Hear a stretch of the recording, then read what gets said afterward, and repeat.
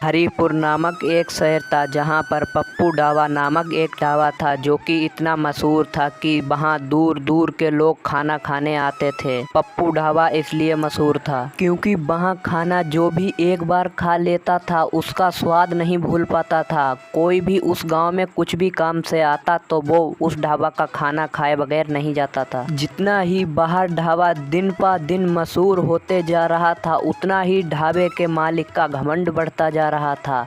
अगर कभी कभार ढाबे का खाना बच जाता था तो मालिक को उसे फेंक देने में मंजूर था, लेकिन किसी भूखे जानवर या भिखारी को देना मंजूर नहीं था। एक दिन बाद एक भिखारी ढाबे के पास से जा रहा था। वह बहुत भूखा था, वह बहुत दिन से कुछ नहीं खाया था।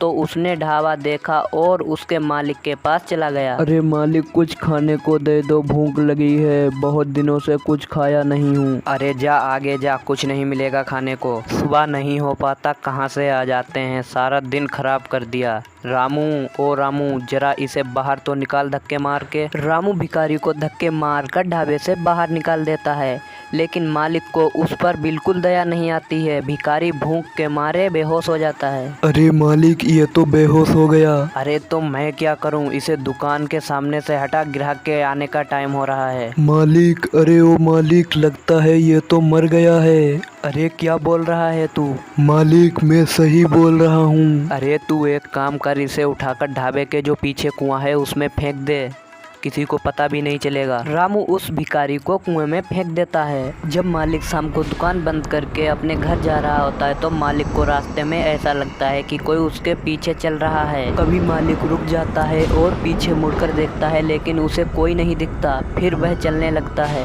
वह अपने चलने की रफ्तार बढ़ा देता है और जल्दी जल्दी से अपने घर पहुंच जाता है। और अगले दिन मालिक की कोई कमाई नहीं होती है। तभी ढाबे में ग्राहक आता है और रामू को खाना लगाने को बोलता है। जैसे ही ग्राहक खाना खाने के लिए बैठता है वैसे ही रोटी गायब हो जाती है। वह घबरा जाता है और रामू को आवाज़ लगाता है। उसे क्या मालूम था ये भूतिया ढाबा है। अरे रामू, जल्दी आ। जी साहब, क्या हो गया है? अरे मेरी रोटी गायब हो गई है।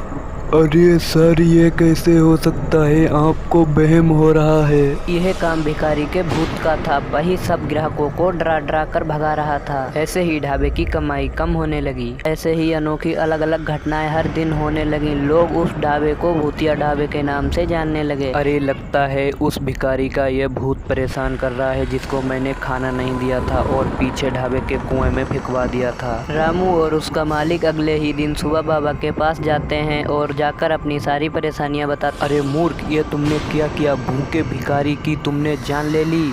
उसकी आत्मा भूख की वजह से ही तुम्हारे ढाबे में भटक रही है और तुम्हें परेशान कर रही है। बाबा जी, हमारी रक्षा करो, हमसे बहुत बड़ी भूल हो गई, आइंदा से ऐसा नहीं होगा, हमें माफ़ कर दो। बाबा अपनी शक्ति से भिखारी की आत्मा को बुलाते हैं। बाबा अपने लोटे से पवित्र जल निकालते हैं और उस भिखारी की आत्मा को मुक्त कर देते हैं और उस मालिक को हमेशा गरीबों को खाना खिलाने के लिए कहते हैं।